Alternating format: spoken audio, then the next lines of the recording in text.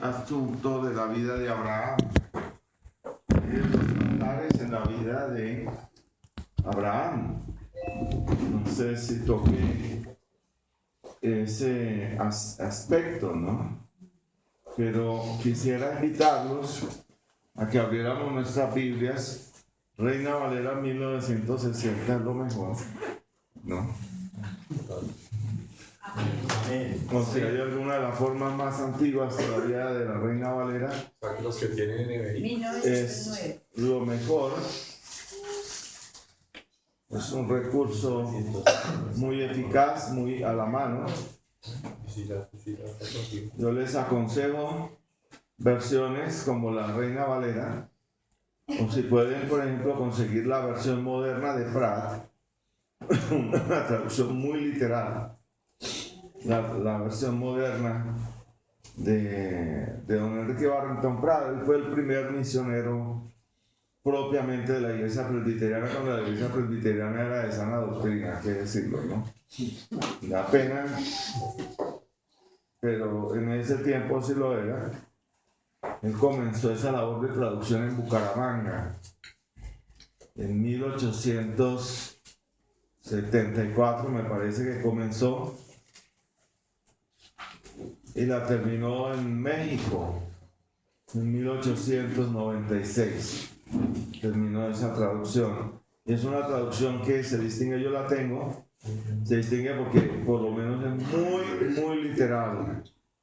Y esto le da una base de credibilidad fuerte por su tendencia al apego al texto, ¿no? Apegarse fielmente al texto. Muy bien, pero entonces, repito, vamos a mirar Hebreos capítulo 11, versículos 8 al 19.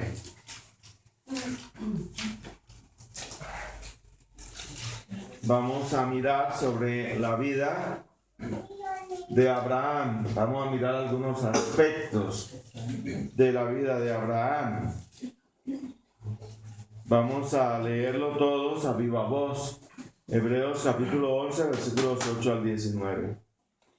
¿Cómo dice? Por la fe Abraham, siendo llamado, obedeció para salir al lugar que había de recibir como herencia y salió sin saber a dónde iba. Por la fe habitó como extranjero en la tierra prometida, como en tierra ajena, morando en tiendas con Isaac y Jacob, coherederos de la misma promesa. Porque esperaba la ciudad que tiene fundamentos, cuyo arquitecto y constructor es Dios.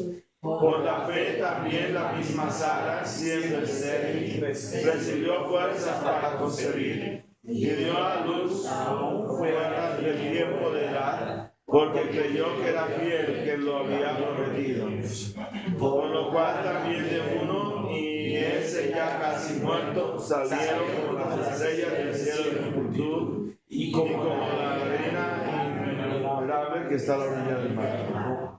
Conforme a la fe murieron todos estos sin haber recibido lo prometido, sino mirándolo de lejos y creyéndolo y saludándolo y confesando que eran extranjeros y peregrinos sobre la tierra. Porque los que eso dicen claramente dan a entender que buscan una patria. Pues si hubiesen estado pensando en aquello de donde salieron, ciertamente tenían tiempo de volver, pero negaban una mejor, esto es celestial. Por lo cual Dios no se avergüenza llamarse Dios de ellos, porque les ha preparado una ciudad.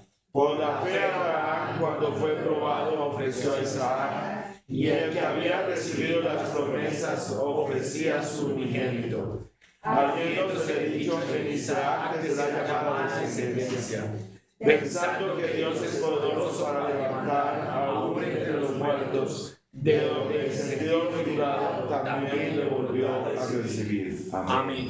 Bendito sea el nombre del Señor. Y por esta palabra, Señor, y por esta palabra preciosa que nos alimenta y da vida, te damos gracias.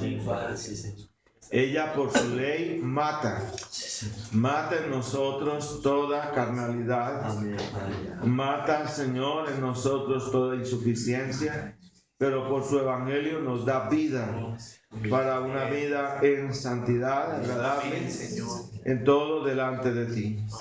Te pedimos, Señor, que obres en nuestras mentes y corazones para recibir la bondad de tu palabra, Señor. En el nombre de Jesús. Amén. Amén. Amén. Amén. Muy bien. Una de las cosas hermosas que tenemos en la Biblia, la palabra de Dios, son las historias bíblicas. Y son historias bíblicas, cuando las miramos, atrayentes, retantes. Y no sé si a ustedes les ha pasado, pero cuando uno, por la gracia del Señor, se profundiza en el estudio de la palabra de Dios, muchas veces uno va con los personajes, ¿no? Y uno con los personajes, allí en sus historias bíblicas, muchas veces pelea, ¿no? Y casi que si uno va con Jacob hacia Harán, y casi uno está allí en el sueño de él en Betel, y uno dice, pero ¿por qué es tan testarudo Jacob? ¿No? Y uno ve todas estas historias, son tremendas. A veces casi que uno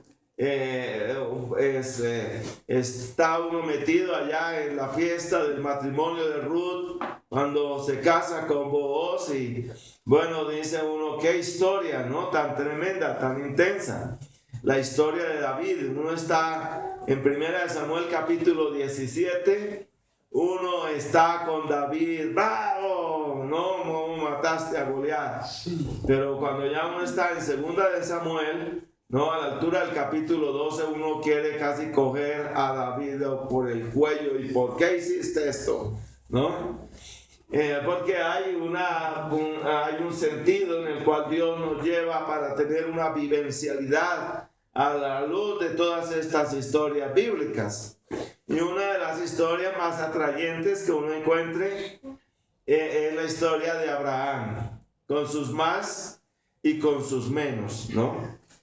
Y la verdad es que una vez que en nuestra vida se ha dado la nueva conversión gloriosa, se inicia todo un caminar en la vida cristiana. Y como Abraham vamos a pasar por todo un intenso y enriquecedor proceso en nuestro caminar con Dios. En la vida de Abraham, el legendario patriarca, las etapas de este proceso se hallan claramente demarcadas por la presencia de 3 o 4 altares. 3 o 4 altares en la vida de Abraham, pero representan etapas en su vida espiritual. Y casi que muchas veces si nosotros pudiéramos tener al lado de Abraham una serie de elementos de tecnología moderna para grabarlo en unas cámaras, hacerle una entrevista, habría muchas cosas que lo más seguro es que Abraham diría, lamento haberlas hecho. Allí no estuve a la altura, ¿no? Pero Dios estuvo conmigo. Y esta es la parte que equilibra todo. Y pues comenzamos por preguntar qué es un altar. Dentro de los perfiles bíblicos, un altar es un elemento religioso o espiritual de adoración, ¿no? En Éxodo capítulo 30 vemos, por ejemplo, el altar del perfume de adoración, ¿no? Y también el de sacrificio. En Éxodo capítulo 27 vemos el altar de bronce, que era el altar de los sacrificios de sangre, ¿no? En la época del tabernáculo o Mizcán, era el altar de los sacrificios de sangre. Y entonces allí vemos los sacrificios. Entonces los altares, unos eran de adoración, otros eran de sacrificio. Y vemos la condición original de Abraham. Vamos a verla ya en Josué capítulo 24, versículo 2 y 3. Es que todos tenemos una condición original. Josué capítulo 24, versículos 2 y 3. Y dice: y yo tomé a vuestro padre Abraham del otro lado del río, y lo traje por toda la tierra de Canaán, y aumenté su descendencia y la di a Isaac. A Isaac di Jacob y Esaú, y a Esaú di el monte de Seir para que lo poseyesen. Pero Jacob y sus hijos descendieron a Egipto. Entonces, si nosotros vemos, bueno, del versículo 2, y digo Josué a todo el pueblo, así dice Jehová Dios de Israel: vuestros padres habitaron, así, vuestros padres habitaron antiguamente al otro lado del río. Esto es Taré, padre de Abraham y de Nacor, y servían a dioses extraños. Y allí vemos un hombre en una condición, la condición original de Abraham. Abraham, como todos lo sabemos, fue uno de los personajes más importantes de la historia del Antiguo Testamento. Un venerable y santo patriarca, un ser humano como cualquiera de nosotros que vivió alrededor del año 2000 antes de Cristo. Y quien por el designio divino vino a ser el padre de la nación escogida, Israel, ¿no? En el modelo que nosotros generalmente tenemos hoy en la iglesia evangélica, que es el modelo que llamamos arminiano, la idea sería: Abraham escogió seguir a Dios. Pero aquí dice: yo fui el que lo traje.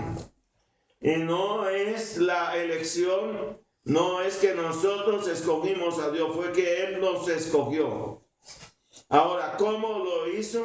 Esto es algo que corresponde a su soberano designio, ¿no? A su soberano designio.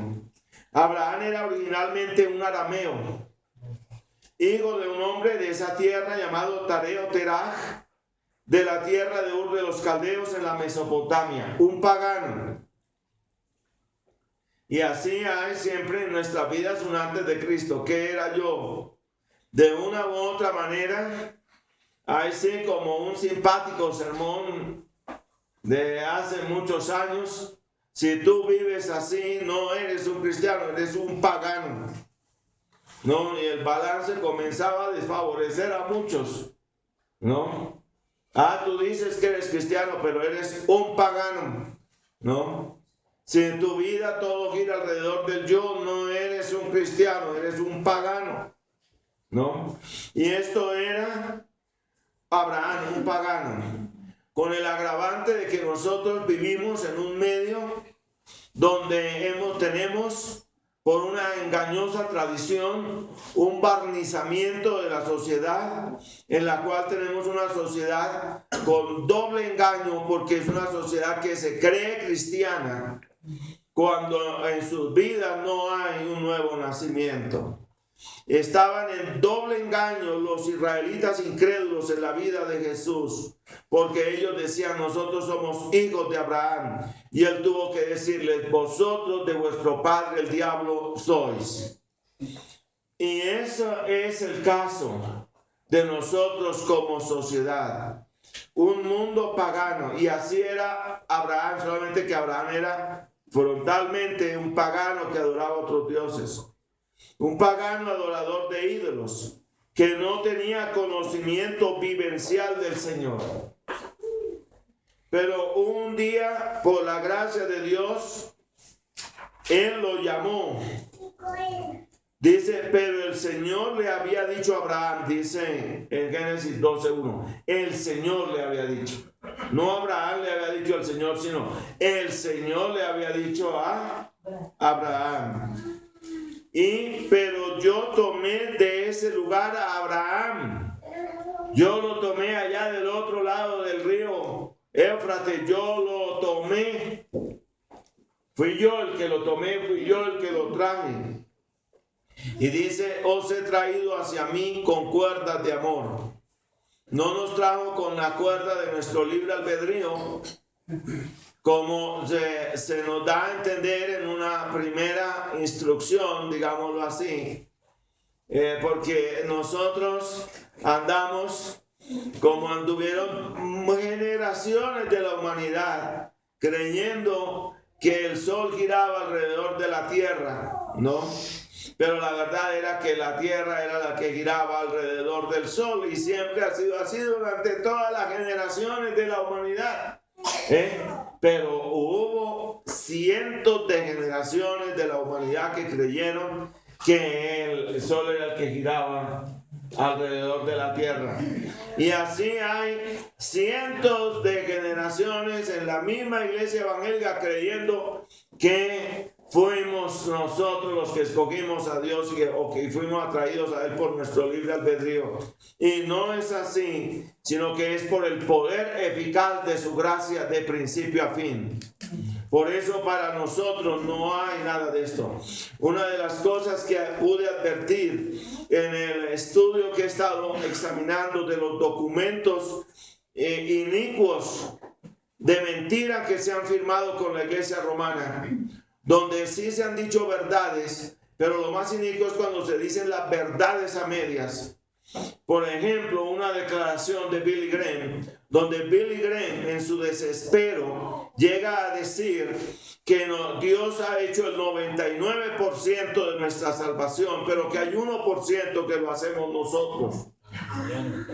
Y este es un grave error, sencillamente porque eso significa que hay una vara que no da la medición completa, tiene que darla, tiene que ser completa para crear una nivelación.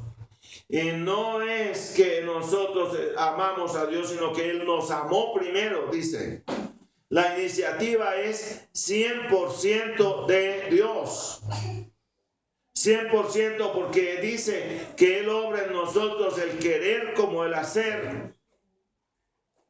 Y yo estaba hablando con un hermano mío y le dije: mi querido, es una cosa como si el Señor Jesús se hubiera acercado a la tumba de Lázaro y le hubiera dicho: Lázaro, ¿qué quieres tú? ¿Quieres vivir o quieres morir? Si estaba muerto. Y nosotros cuando estábamos sin Cristo no estábamos menos muertos que Lázaro en su tumba. Pero el Señor de gracia se acercó a la tumba de Lázaro. No se acercó a otras tumbas, a la tumba de Lázaro. Y le dijo: Lázaro, ven fuera. Y con su palabra potente y eficaz le dio vida a Lázaro. Y con esa misma palabra potente y eficaz por el Espíritu Santo nos llamó y nos dio vida. Bendito sea el nombre de Dios. Por eso, entonces ahí se ven unas aristas donde uno comienza a ver unas fallas tremendas. Lutero dice que hay quienes nos pueden acompañar a nosotros hasta el 95% del camino, pero que en el Evangelio no nos acompañan un 100%, porque sus doctrinas no están plenamente acordes en su totalidad de principio a fin con el Evangelio. Y eso se tiene que mirar, y yo estoy de acuerdo con él en esa reflexión. En mucho puedo decir que eso se trata así, porque es algo que de un lado es el misterio divino de la salvación, porque es 100% obra de Dios. 100%. Es 100%, está la responsabilidad del hombre, pero la conversión como tal es obrada, el arrepentimiento, la fe en Cristo el Señor, el despertamiento espiritual es obrado por el Espíritu de Dios, y Él es el que obra en nosotros eficientemente el querer como el hacer, porque si no seríamos como un cadáver llevado por el río hacia el mar. Esa es nuestra realidad. Y luego miramos lo que, lo que vemos allá de la familia de Abraham, ¿no? La familia de Abraham tenía 3 personajes. Y entonces vemos uno que se llamaba Taré o Terah. Taré o Terah significa el que duda, el que se detiene. El que duda el que se detiene. Según la narración bíblica, cuando Térah tenía 70 años, nacieron sus hijos, Abraham, Nahor y Harán. Ya lo vemos en capítulo 11, versículo 26 de Génesis. En Ur, la ciudad mesopotámica original, estos 3 hijos de Térah se criaron en Ur de los caldeos. Se casaron y 2 de ellos tuvieron hijos, Abraham y Nahor o Nacor. Uno de estos 3 hijos, llamado Harán, murió allá en Ur de los caldeos. Al parecer, al poco tiempo, Dios llamó a Térah para que saliera de Ur. Y en un primer nivel de conversión, que sería apenas un convencimiento, ¿no?, obedeció a Dios el llamado para dirigirse a Canaán. Pero al llegar a la ciudad de Harán, la mitad del camino, Térah dudó del llamado y se detuvo. Y esa actitud de parálisis espiritual de Térah, al parecer, estancó la vida espiritual de su hijo Abraham. No sabemos cuánto tiempo. ¿Cuánto tiempo estuvo Abraham con Térah, o Taré, su padre, allí en Harán, a mitad de camino, entre Ur de los caldeos y Canaán? No sabemos cuánto tiempo duró. Lo cierto es que el nombre de Taré o Térah significa el que duda y el que se detiene. El que llega a obedecer, sí, pero hasta la mitad y no persevera. Aquellos que en un momento dado la palabra se les predica y dan unos arranques iniciales de arrepentimiento, pero dice la Biblia que no tienen raíz, ¿no? Y al poco tiempo viene el sol y se marchitan, porque no son buen fruto, no son una conversión genuina. Serán convencidos, pero convertidos no. Y repito, eso afecta a otros. Nuestra mediocridad espiritual o desobediencia nuestra al Señor puede afectar y obstaculizar en mucho la vida espiritual de nuestros hijos. Como somos nosotros como padres, es una responsabilidad delante de Dios. ¿Qué están viendo ellos en nosotros? Si hay un esmero dentro de nuestro matrimonio, un esmero por una comunión con Dios en verdad de corazón, si hay un esforzarnos cada día o nos estamos conformando con una obediencia mediocre, y hay quienes llegan hasta el aburrimiento y el domingo van allá a la iglesia porque ya están acostumbrados y muchas veces cogen la Biblia y le quitan el polvo de la semana y todo, pero no hay un cambio, no se ve un progreso espiritual, no dedican tiempo para la oración, para buscar al Señor de corazón, no nada. Y muchas veces ese nivel de mediocridad pasa también a nuestros hijos, ¿no? Y no llegan a ser cristianos fieles en todo al Señor. Térah viviría el resto de su vida en Harán. Nunca llegaría a la meta del llamado de Dios, que era Canaán. Térah o Taré nunca llegaría a Canaán, jamás. Quien llegó fue su hijo, que fue Abraham. Veamos Génesis 11:32.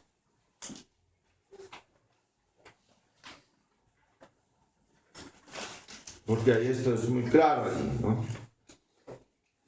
Dice: estas son las familias de los hijos de Noé por sus descendencias en sus naciones. Capítulo 11, no, perdón. Versículo 32. Y fueron los días de Taré 205 años, y murió Taré en Harán. Noten que él no murió en Canaán. Murió en Harán. No alcanzó la meta para la cual Dios lo llamó. no alcanzó la meta. Usted ve hombres que no alcanzaron la meta. Saúl fue llamado por Dios para ser el rey de Israel y librar a Israel de sus enemigos. No cumplió con la meta. Quien vino a hacer esto después fue David, pero como tal, este hombre no dio la medida que se esperaba de él. Es triste, pero esta es la verdad. Y nosotros los creyentes, los hijos de Dios, no debemos ser así. Nosotros no podemos detenernos. Y veamos el reto que está en Hebreos capítulo 10, versículos 38 y 39. Allí en Hebreos, el capítulo 10, los versículos 38 y 39, la palabra de Dios dice: mas el justo vivirá por fe, y si retrocediere, no agradará a mi alma. Este es un texto bíblico que lo comenzamos todos, calvinistas y arminianos, decimos: mas el justo vivirá por fe. Pero luego el arminiano lee y dice: y si retrocediere, no agradará a mi alma. Pero luego el calvinista lee: pero nosotros no somos de los que retroceden para perdición, sino de los que tienen fe para preservación del alma. Amén, bendito sea Dios, porque esta es la fe genuina. Si se retrocede, es porque no se tiene una fe genuina. Ahí es donde se prueba el asunto.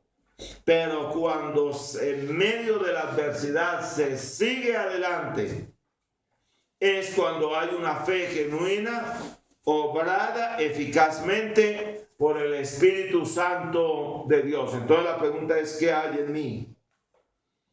Y luego vemos a Nacor o Nahor. Nacor o Nahor significa el que se enfrenta o se enfurece por sentir rabia, el envidioso, el que ronca. Eso es lo que significa ese nombre. Nacor o Nahor nos habla también del creyente carnal o envidioso con los hermanos en la fe que quieren avanzar y les obstaculiza el camino. Quieren avanzar, quieren progresar, quieren hacer más, que en sus vidas se viva la vida cristiana y quieren ya atraer a otros para Cristo y quieren hacer, pero hay otro allí detrás que obstaculiza la cosa, ¿no? Veamos Marcos 7 del 20 al 23.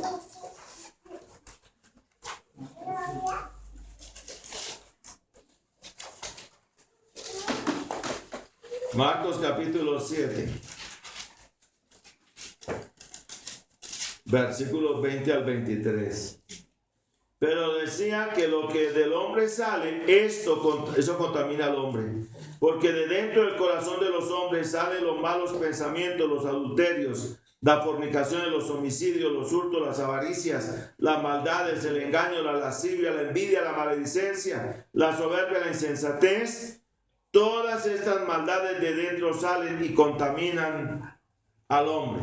Fíjense en los días del Señor Jesús, el Señor Jesús en su activo y fecundo ministerio, haciendo bienes a unos y a otros, sanando enfermos, pero el religioso parándose diciendo: si acaso no hay otros días de la semana en el cual pueden venir a ser sanados, ¿no? Y obstaculizando el ministerio del Señor. Y el Señor se devuelve y le dice: hipócrita. Hoy nosotros le ponemos a eso cortapisas porque eso es faltar al amor. Pero eso no es faltar al amor. Eso es confrontar a la persona con su religiosidad, con su carnalidad, con su hipocresía. Y es falta de amor no confrontar a la persona. Eso sí es falta de amor. Al que es hipócrita y religioso hay que decirle hipócrita. Y hay que hacerle ver la verdad. El Señor lo hizo. Y se dirían: uy, qué Señor tan ofensivo. ¿Cómo falta el amor? ¿No? Pero es la verdad. Pues él haciendo y el otro poniéndosele. ¿Cómo es el asunto? Eso no se puede así. El uno queriendo echar para adelante y el otro que no, que la cosa se tiene que quedar siempre atrás. Eso no es así. Y luego vemos, de este perfil espiritual fueron los hijos de Jacob con su hermano José, envidiosos. Envidiosos, lo vendieron por envidia, por rencor. Y eso es lo que estaba gobernando sus vidas.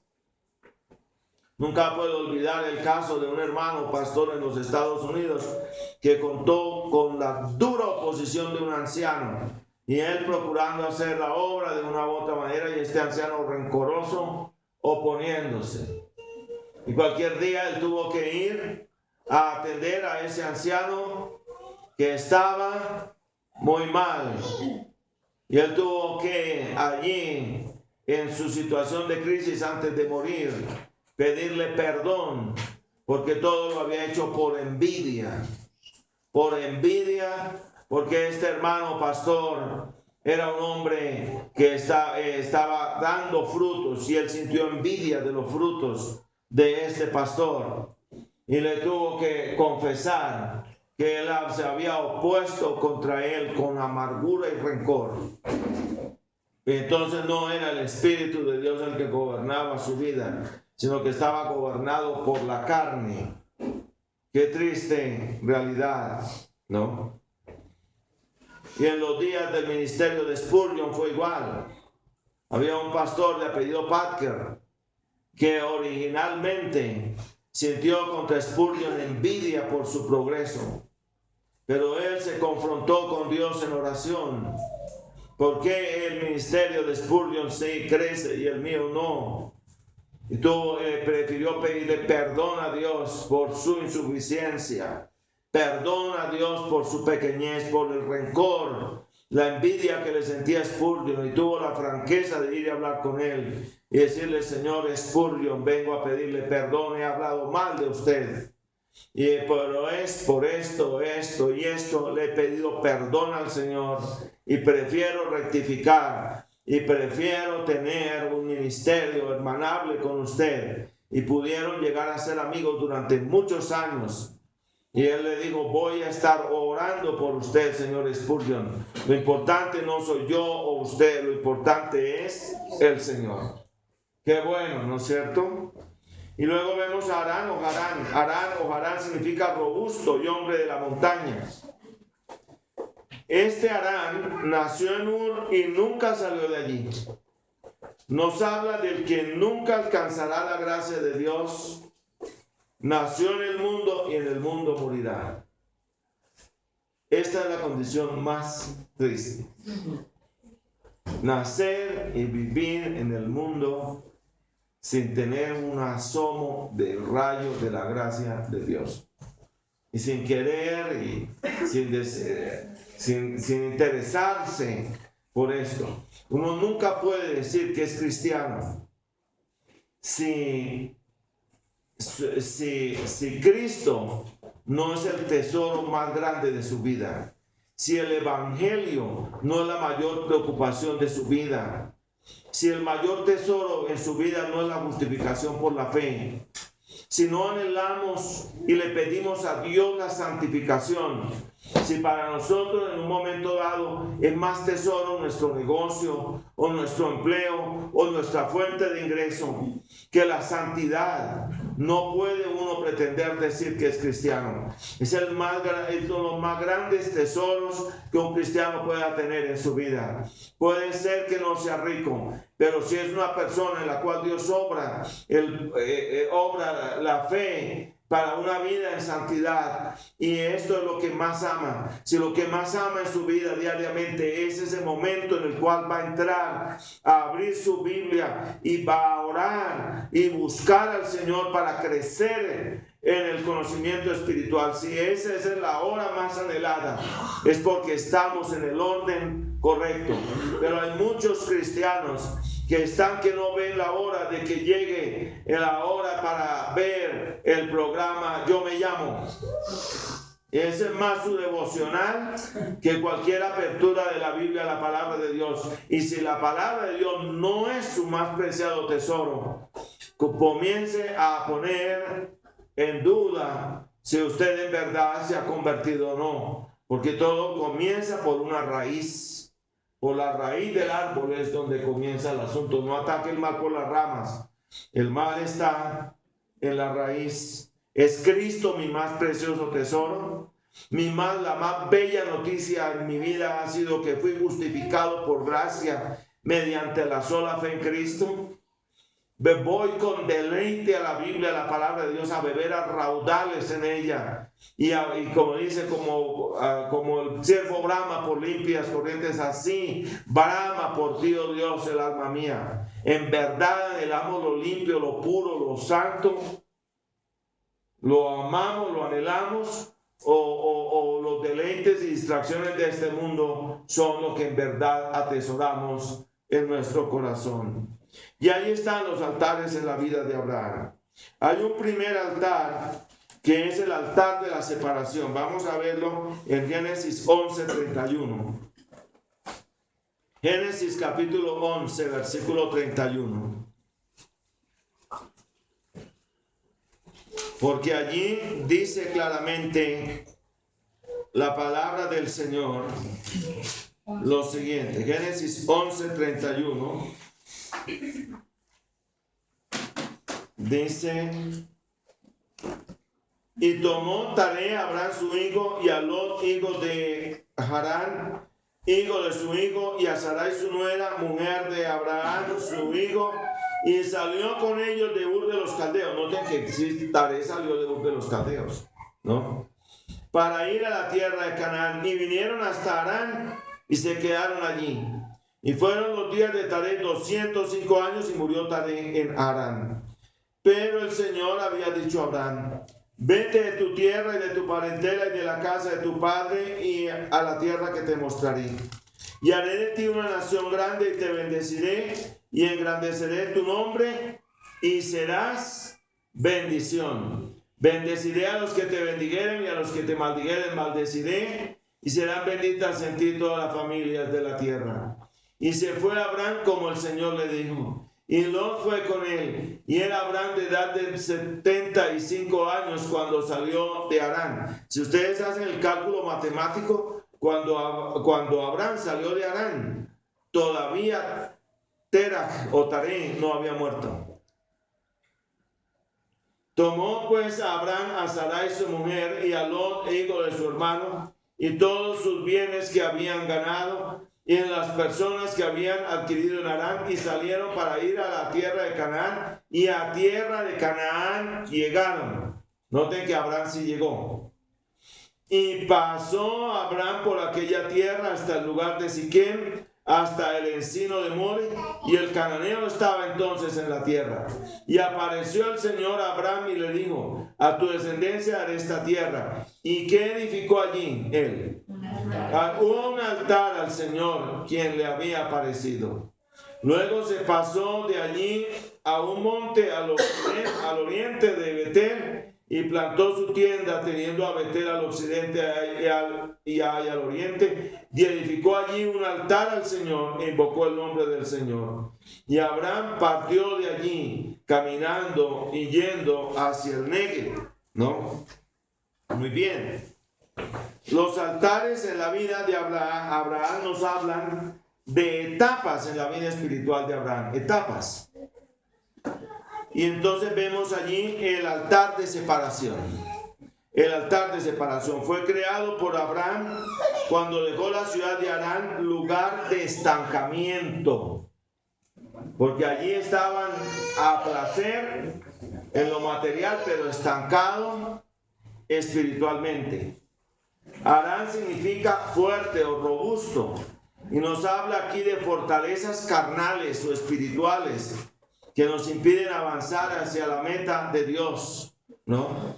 Entonces uno oye hoy una cantidad de ministerios, e incluso yo tengo el caso de una hermana mía metida en un ministerio donde se habla de ataduras de tercera y cuarta generación de los creyentes y de sanidad interior. y cosas así.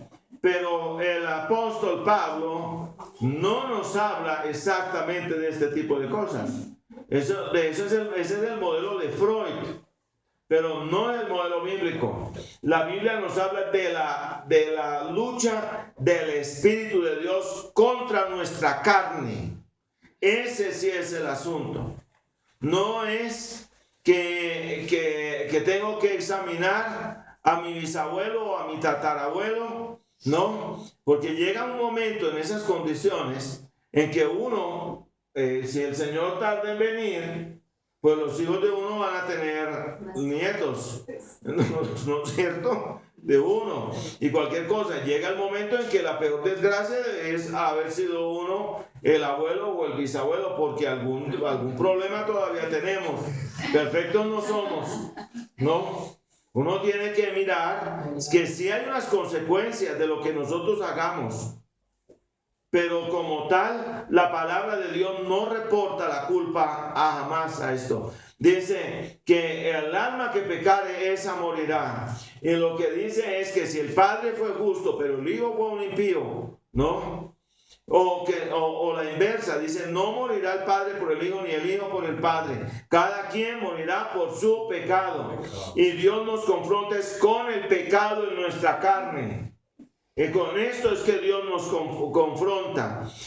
Porque allí es donde estamos, muchas veces hemos desarrollado unas raíces de amor al mundo, de una manera tal que no queremos soltar fácilmente. Y queremos las bendiciones de Dios, pero también queremos los placeres del mundo. Y Dios tiene que entrar, hermano, con machete filoso y romper raíces y quebrar. Y muchas veces hablan el falso evangelio de hoy, que habla de tu prosperidad, pero Dios viene a despojar y a quitar. ¿Por qué? Por el apego a las cosas del mundo y de la carne.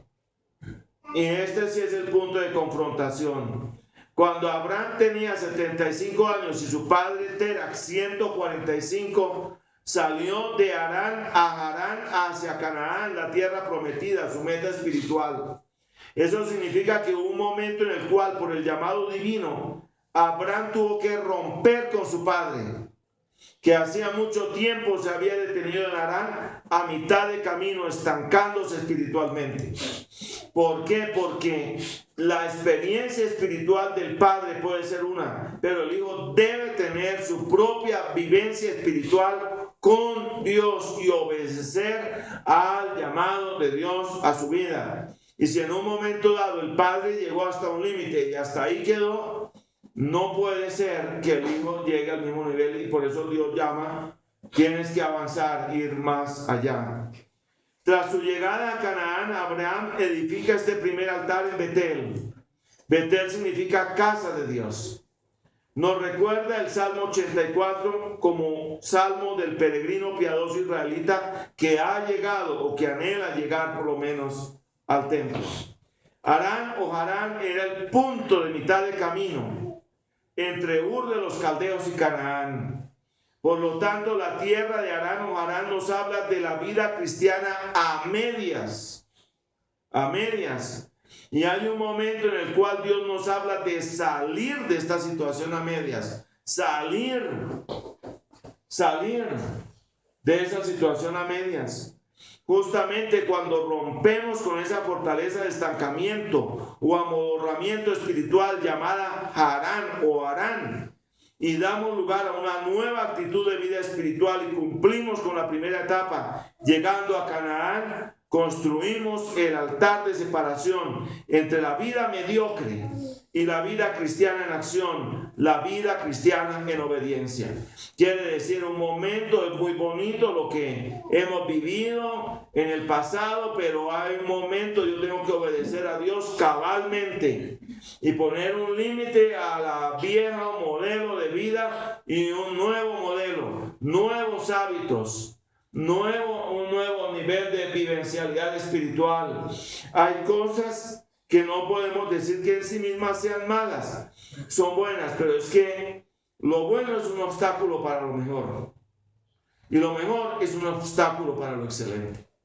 Y uno tiene que ir de lo bueno hacia lo mejor y de lo mejor hacia lo excelente. Y en aras de eso uno le tiene que privar de muchas cosas, cerrarle el camino a muchas cosas que no están bien. Y entonces, si en un momento dado la televisión en la noche nos está obstruyendo para podernos levantar de madrugada, para poder buscar la presencia de Dios de madrugada, se cancela la televisión. Porque yo prefiero levantarme a las 4 de la mañana para buscar al Señor. Y si tengo televisión hasta las 10 de la noche, muchas veces al otro día no he dormido lo suficiente. Y debo por lo menos tener una hora que diga, esta es mi horita con Dios. Y aquí no se mete nadie. Punto. ¿No? Nadie en absoluto. Porque es mi relación personal con Dios. Y lo que esté obstruyendo, por lindo que sea, que esté obstruyendo mi relación personal con Dios, es un ídolo. Y es un obstáculo en mi vida. Y tengo que poner un altar de sacrificio y separación y morir a eso que me gusta, para buscar lo excelente de Dios. Y en este caso se tuvieron que romper aquí vínculos paternos. No sería fácil para Abraham separarse de su padre, todavía cuando el viejo todavía vivía. No le sería fácil, costaba, pero había que hacerlo, porque o si no, no vería la tierra prometida, se quedaría ahí en la mitad del camino. Pero el llamado de Dios era para que fuera y entrara a la tierra que Él le había prometido y la viera allí y tuviera una comunión personal con Dios sin la intermediación de su papacito, por muy lindo que fuera. Adiós, papá, te amo, oraré por ti, pero chao. Chao. Yo debo tener, y a cada uno de nuestros hijos debemos enseñarle a tener una comunión personal con el Señor. Personal con el Señor. Este punto lo estamos viendo porque es un punto crítico. Miren, Elí con sus hijos. Luego incluso casi Samuel con los mismos hijos, que no salieron al mismo nivel del papá. Y uno mira esa relación generacional y es crítica. Y miramos casos concretos. Estamos viendo el caso de Brad Pitt. Brad Pitt asistía con sus padres de niño a una iglesia bautista originalmente. Luego los papás se fueron para una iglesia de corte pentecostal y todo, pero Brad Pitt no tuvo realmente un conocimiento personal del Señor. Y lo que él hizo fue ver una religión y por eso dice que no quiere saber nada del cristianismo. Nada del cristianismo, porque sus padres no tuvieron con él, no le inculcaron la idea de llevarlo a la iglesia. No es, todo comienza porque uno ora con sus hijos y por sus hijos diariamente y les enseña que se trata de la vida de Cristo en nuestras vidas y que ellos tengan un conocimiento personal del Señor. Katy Perry es otro caso que nos llama la atención bastante, y sus padres cristianos y lloran y claman por ella, pero ella blasfema, reniega y no quiere ni saber del cristianismo. Ella dice que eso debe ser ojalá erradicado para que la gente sea feliz, pero la actitud de ella es de rechazo al evangelio y aparentemente se había creado en un hogar de ambiente cristiano. Elvis Presley es otro caso de un muchacho, incluso su padre era diácono de una iglesia metodista, y él fue un muchacho que incluso hizo parte de los coros de la iglesia, hermanito, casi a punto de llegar a ser cristiano, pero no nació de nuevo. Incluso lloraba. Muchos no se imaginan, pero de las cosas que él más amaba era cantar "Cuán grande es Él". De las cosas que él más amaba, y es lo que más demanda todavía la gente de Elvis Presley, es su canción "Cuán grande es Él". ¿no? Y lloraba en una visita que hizo Rex Hambal al estado de Texas. Él lo llamó y le pidió que por favor, si podía hablar con él. Y Rex Hambal fue a la cita. Y Elvis Presley, incluso Elvis Presley dice que lloraba mucho.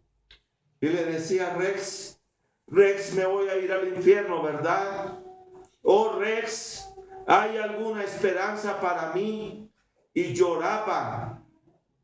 Y casi se arrepentía, pero no daba el paso para hacerlo.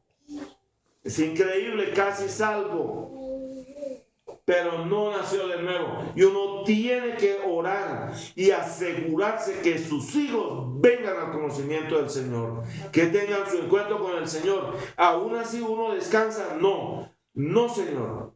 Jamás uno como padre, como madre, puede descansar de orar por sus hijos.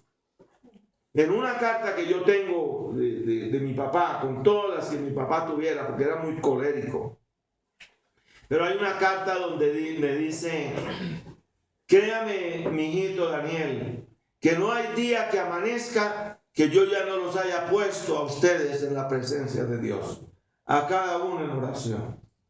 Y así fue hasta el último día y hasta el último momento, cuando el Señor lo llevó a su presencia. Le estaban poniendo las chupas para el electro. Ahí se consumó finalmente el infarto, y ahí quedó, sentado quedó. Apenas para mirarle cómo va el asunto de su infarto, y ahí quedó. Y quedó confiando en el Señor. Lo último que él dijo fue: en el Señor yo creo, amén. Y ahí murió. Pero pasó para estar con el Señor. Pero hasta ese día él oró por nosotros. Y uno nunca cesa de orar por sus hijos, jamás de los jamases, que ellos tengan su comunión personal con el Señor, que sus vidas sean rectas delante de Dios, que se casen con el hombre o la mujer que Dios tenga, hijos, hijas, según el orden de Dios, en este mundo tan confuso como está, de espesas tinieblas. Pero se tiene que marcar una pauta. Los hijos podrán tener muchas cosas de nosotros, pero ellos deben tener una comunión personal con Dios, un conocimiento personal del Señor, y seguir personalmente al Señor. Ellos deben tenerlas. Y aquí Abraham sabía que tenía que romper con su padre y que tenía que aprender a depender de Dios y no apoyarse más en el bastón de sus padres. Esto es algo muy importante, y así me detenga, pero lo cierto es que es bueno enfatizarlo, ¿no? Bueno, y nosotros tenemos entonces otro altar, que es el altar de la restauración. El altar de la restauración. En lugar de obediencia, en el lugar de obediencia hay problemas para probar nuestra fe. Es que uno queriendo seguir al Señor, uno queriendo andar juicioso con el Señor, y preciso lo que le aparecen son pruebas y dificultades, ¿no? Y uno dice: no, fríguenme, me las manda con todas, hermano. Sí, yo queriendo ya llegar a la cumbre, y el Señor mandándome estas llantas y todos esos árboles que me atraviesan el camino y todo, ¿no? Y hubo problemas, porque él llegó a Canaán, pero dice que hubo un hambre en Canaán. Vamos a ver Génesis capítulo 13, versículo 1 al 4.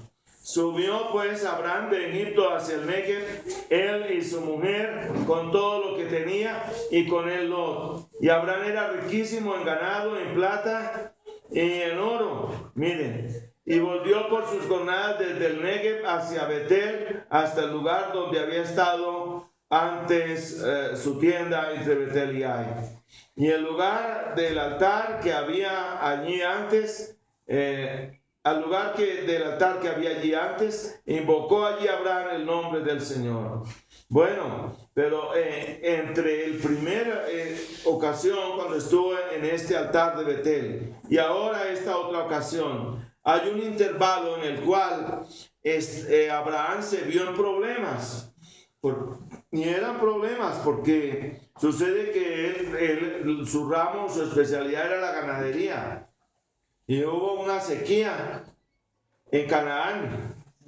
Y uno cuando está en la ganadería, uno comienza a sentir la sequía y sabe que ahí le está yendo el problema espinazo arriba.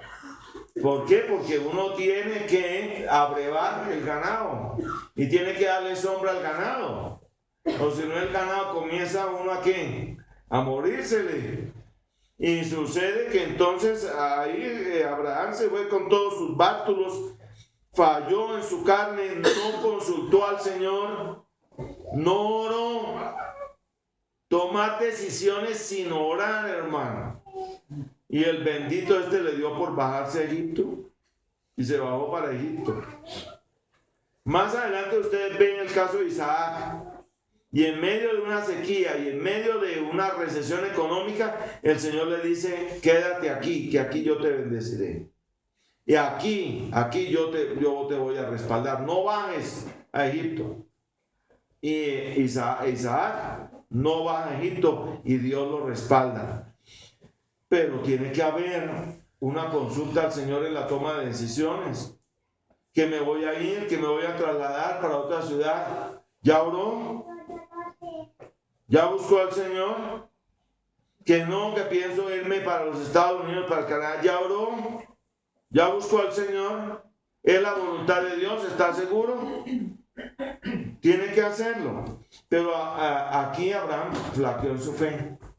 Egipto es un cuadro del mundo y nos habla de nuestra eventual bajada independiente de Dios al mundo, pegarnos una pasadita por el mundo en búsqueda de soluciones sin consultar a Dios, buscando soluciones a los problemas aparte del Señor.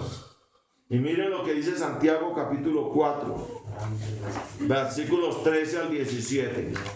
Mire cómo, es que el Señor a veces se la responde a uno y se la manda con toda, ¿no?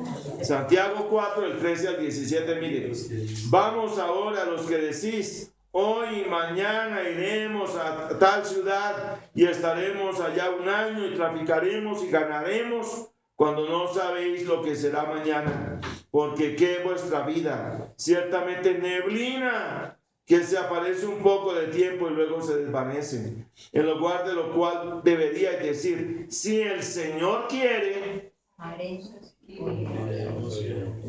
viviremos y haremos esto o aquello.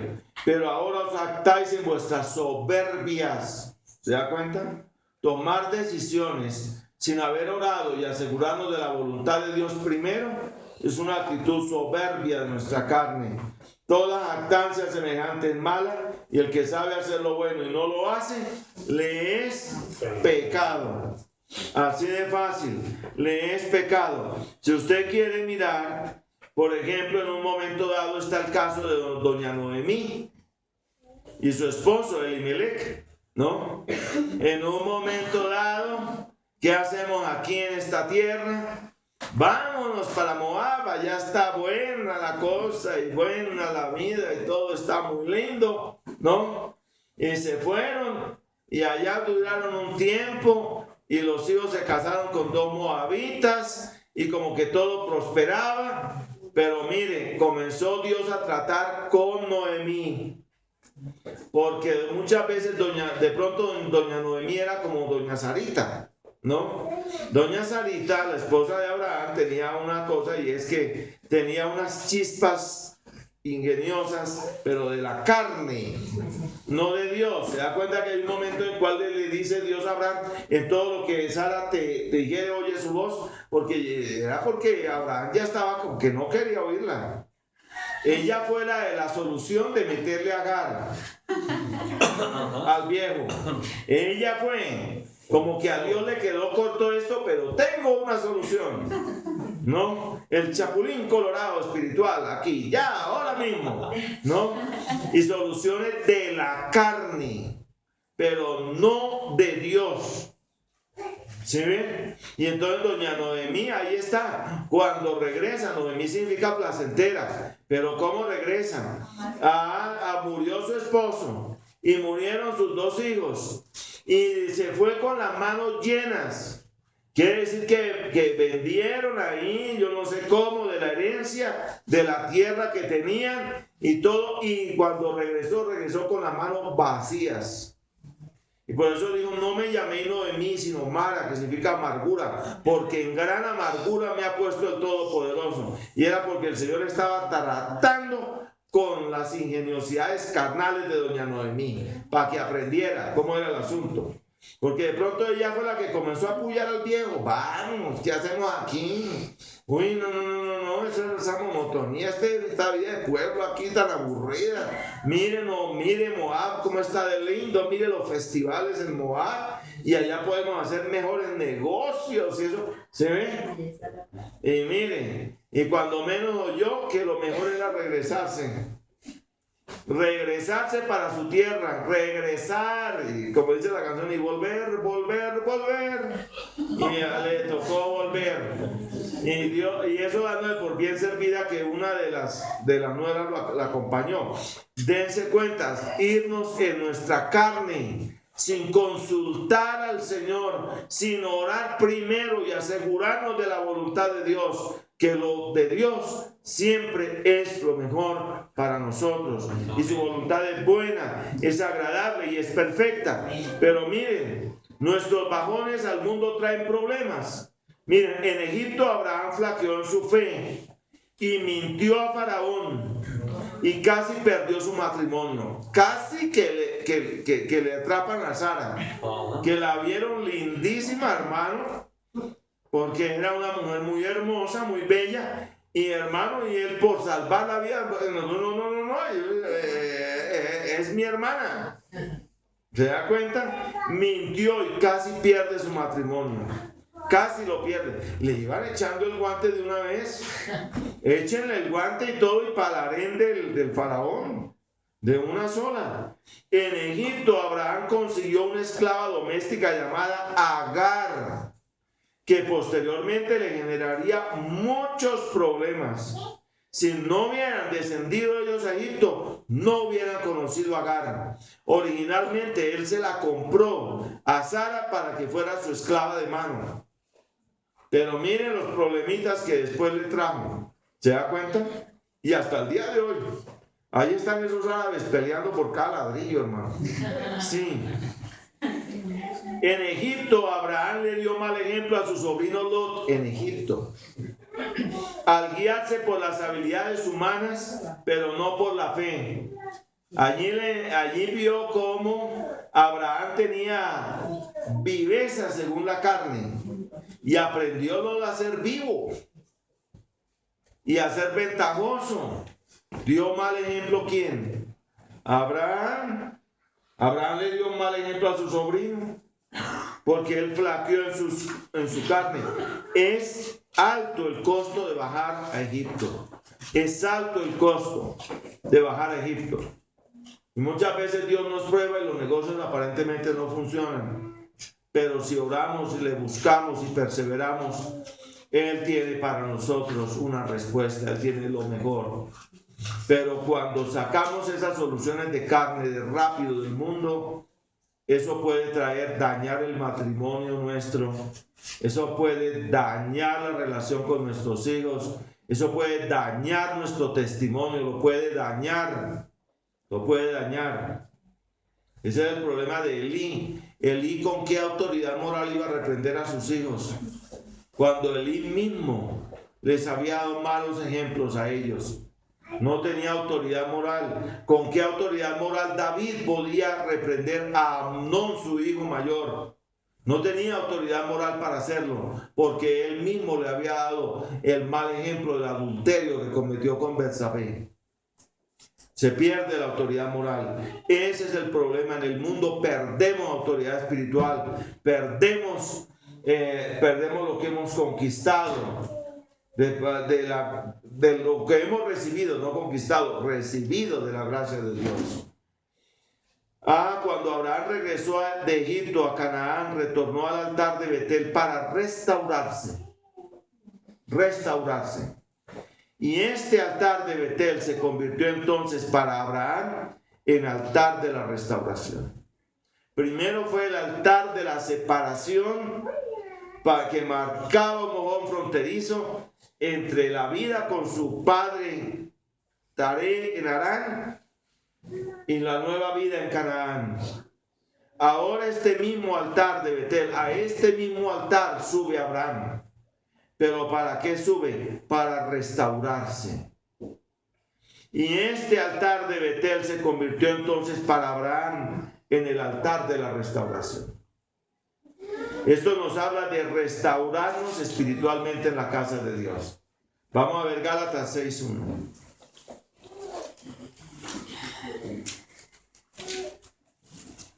Hermanos, si alguno fuere sorprendido en alguna falta, vosotros que sois espirituales, ¿qué? Restauradle con espíritu de mansedumbre, considerándote a ti mismo, no sea que tú también seas tentado. No hay nadie invulnerable, hermanos. Hay que tener mucho cuidado con ese aire espiritual a veces de triunfalismo que puede haber en nuestras vidas. Saben que Jimmy Swaggart, el evangelista de Asamblea de Dios, que tantos problemas ha causado, una semana antes de que se revelara el escándalo que sacudió a la sociedad norteamericana, a la iglesia y la sociedad norteamericana, porque eso salió por todos los noticieros y canales de televisión, porque Swaggart era un hombre famoso en los Estados Unidos, ¿no?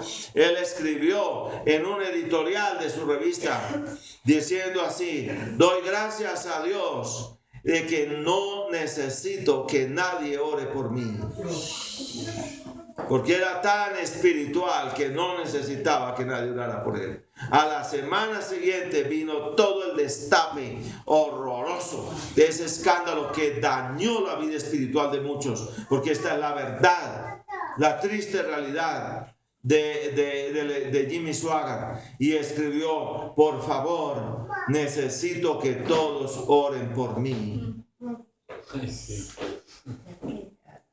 Cambió la cosa.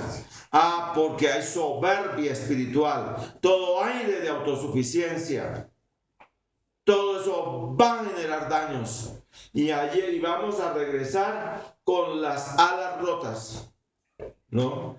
Y ahí sí, como el bambuco de Álvaro Dalmar, sí, con las alas rendidas quieres volver, pero bien rendidas y bien rotas y bien picoteado por todos los lados, antes dándole por bien servido de que escasamente pudo salir con vida, porque allá en Egipto lo va a picotear el diablo todo lo que quiera, y va a tener que llegar al altar de Dios a restaurarse.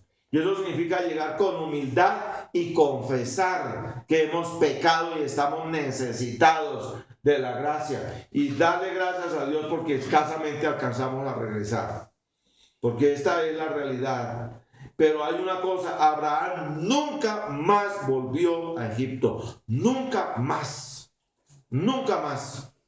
Aquello que ha sido un objeto de daño para nuestra vida, nos arrepentimos de eso, pero para nunca más. Amén. Para nunca más. Esto, si es algo que no funciona, nunca más lo vuelvo a hacer, sencillamente.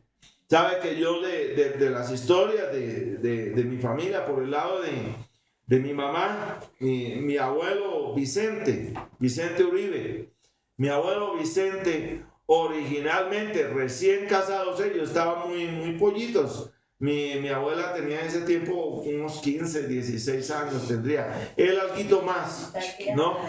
Y por andar por allá con unos malos amigos, porque él era muy bueno para tocar bandola, ¿no? Le decían que él era policía y era bandolero, porque tocaba la bandola, ¿no? Él era muy bueno para la bandola, esa era su sensibilidad, pero ahí venían los tragos y llegar borracho y y toda la cosa, de esas historias que nos hacen reír, sucede que mi abuela lo esperó cuando llegó, y llegó borracho lo que fuera, y tome, fue entrando, y con una tranca de esas antiguas de trancar muerto, tome, por ahí le fue cayendo. Y se fue volteando para el otro lado, y tome por el otro lado, y por donde le fueron dando. Sucede que los cuñados no lo querían, y le decían: tranquila Inesita, usted no es sino que corra para la casa de nosotros, y nosotros nos encargamos, nosotros sí la cuidamos a usted, de todo lo que usted haga la respaldamos. Y mire a ver, y no sé qué. Y entonces dice que él se dio cuenta, él le mandaba recados, que vuelva, que regrese, que yo estoy sufriendo mucho, que no sé qué, que si de cuándo. Y reconoció, y le dijo: yo veo, Inesita, que eso no me sirve, y esas malas amistades no me sirven a mí, porque yo no sé, yo realmente no sé beber, yo no sé de esa vida, y esa vida, eso nos va a dañar, y yo no quiero que usted se me vaya. Yo no quiero que usted me vaya, porque yo la quiero a usted. Por Dios le ruego que regrese, y yo no vuelvo a beber más. Y canceló eso, porque se dio cuenta que eso era un daño para su matrimonio. Y sabiamente, él no conocía todavía al Señor, él lo vino a conocer mucho después, pero él canceló esa vida con trago. Nunca más volver a eso, porque yo no sé beber, porque eso me roban la plata y yo no sé cómo, y eso para miserias, eso mejor no, y canceló esa vida. Y así es en ese sentido, ese es el arrepentimiento, lamentarlo delante de Dios, pero ¿para qué? Nunca más volver, pero las consecuencias quedan. Ahí para don Abraham quedaron las consecuencias. Miren eso, tremendo todo esto, ¿no? ¿Cancelamos ya? No. Bueno, gloria a Dios. Vamos a un tercer altar, el altar de la decisión, Génesis 13:18. Otro altar en la vida de Abraham. Mire, hermanitos, hay que tener en cuenta una cosa: la vida cristiana es de decisiones. La vida cristiana es de decisiones. Si no hay decisiones, no me digas que hay fe. Si en tu vida no hay decisiones, no me digas que hay fe. Porque esa es una fe ahí de catecismo, ahí de teoría, y qué linda la cosa, pero tú tienes que tomar decisiones. Es más, decisiones que cuestan, duelen. Génesis 13:18. Abraham pues, removiendo su tienda, vino y moró en el encinar de Mamre, que está en Hebrón, y edificó allí altar a Jehová. Y entonces miren esto: en la tierra de la promesa también hay disyuntivas y separaciones. Lot se separó de Abraham y escogió carnalmente la llanura de Sodoma. ¿Quién le había enseñado a guiarse por lo que ve el ojo de carne? El mismo Abraham. Y como le dicen muchos a los hijos: mijito, tenga en cuenta, el mundo es de los vivos, no de los bobos. Y aprenda usted a ser bien vivo. ¿Sabe quién le enseñó eso a Pablo Escobar? Su propia mamá. Y un día le dijo, la mamá, cuando ya vio que toda la red que él había armado era una red de sangre, y que se estaba rodeando de enemigos por un lado y otro, le digo: mijito Pablito, usted mismo se ha hecho una sopa de sangre y usted mismo la tiene que beber. Y él reaccionó y le dijo: mire mamá, yo le voy a decir una cosa, yo me llamo Pablo Emilio Escobar Gaviria, pero yo no debía ser Escobar, yo debía llamarme era Pablo Emilio Gaviria, porque mi papá, en medio de todo, yo reconozco que es un hombre bueno. Y mi papá nunca me enseñó lo que yo conocí, y yo lo conocí fue por usted. Yo soy hechura de lo que usted hizo de mí, porque desde que era niño cuando lo encontraron haciendo trampa en el colegio, ella lo reprendió. Ella misma era maestra del mismo colegio y lo reprendió no por hacer trampa, sino por haberse dejado descubrir. Y que usted tiene que aprender a ser vivo como lo fue su abuelo.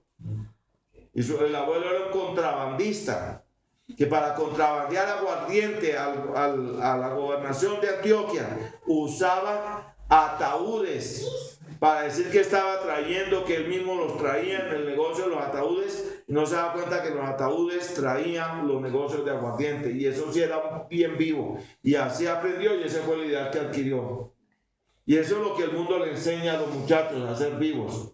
Y miren el crimen que le estamos haciendo con todo este clan del Golfo, contratando muchachos y diciéndoles que pueden salir de la pobreza hacia la riqueza si prestan el brazo, si prestan la mano, para ponerles un arma para que maten un agente de policía por 2 millones de pesos. ¡Qué iniquidad! Pero eso se está viviendo hoy en nuestro país y por eso debemos clamar por este país. ¡Qué miseria! ¿No es cierto? ¡Qué tristeza! ¡Qué dolor! Enseñarles que la vida humana vale 2 millones para que aprenda a ser vivo y use el arma, y le enseñamos, aquí le enseñamos a tirar y usted tire y listo. Ahí se le paga a las cuestas de la conciencia, la condenación del alma. Pero repito, pero Abraham decidió con mansedumbre. Abraham había escarmentado y decidió con mansedumbre quedarse en el lugar en el cual Dios quería que estuviese y que solucionara el diferendo sabia y pacíficamente. Así él perdiera en lo inmediato. Pero esto es un asunto que muchas veces uno como cristiano reacciona en su carne. Pero ¿cómo es esto? Si yo he luchado todas las vidas por esto y no sé qué, y pleitos y no sé qué. Déjelo. Así puede ser que usted originalmente pierda. Y él, en la contraparte, originalmente como que se lo lleva aparentemente todo. Déjelo. Déjelo. Porque mejor es lo poco con el favor del Señor. Déjelo. No lo contiene. Listo, se quiere llevar, lléveselo. Y aparentemente se va con toda la pompa y con toda la... Y lo he visto. Varias veces lo he visto. En casos muy concretos. ¿No? Y que él se va y que se va a ir con otra mujer y que se lleva la mayor parte y que no sé qué, ¿no? Y se queda la pobre mujer con un poquito ahí que medio le deja. Y el Señor en su gracia la prospera a ella y en lugar a él le va como los perros en misa.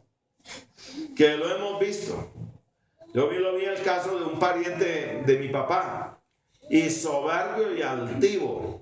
Porque era soberbio y altivo, nunca lo puedo olvidar. Y orgulloso de su apariencia física, porque ya siendo un viejo y todavía las muchachas le echaban el ojo, que porque era muy simpático, ¿no? Y todo el asunto, pero le fue de válgame Dios, y siendo un hombre de hacienda, un hombre que tenía y haciendas en el Magdalena, y tenía y todas las cosas. Y mire, que yo no la voy a volver ni a mirar a usted. Bueno, listo, si no me va a volver a mirar, ¿yo qué puedo hacer? Y ella fue la que se quedó con lo menos, ¿no? Mire, le fue como los perros en misa, que eso le fue. Lo robaron a cutiplén, como se dice el dicho.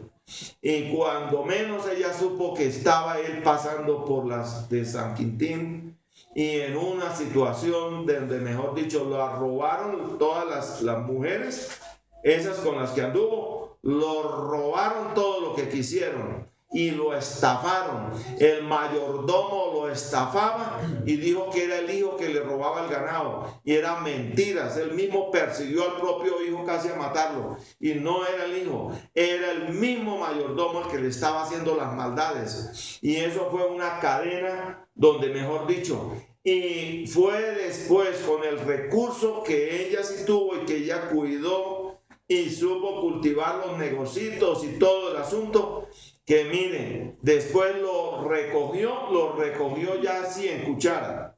ustedes supieron la historia, en cuchara lo recogió. Le dijeron, señora, pero él con todas las maldades que le hizo a usted, dijo, pero es mi esposo. Y yo lo recibo y yo lo cuido. Porque en medio de todo es mi esposo.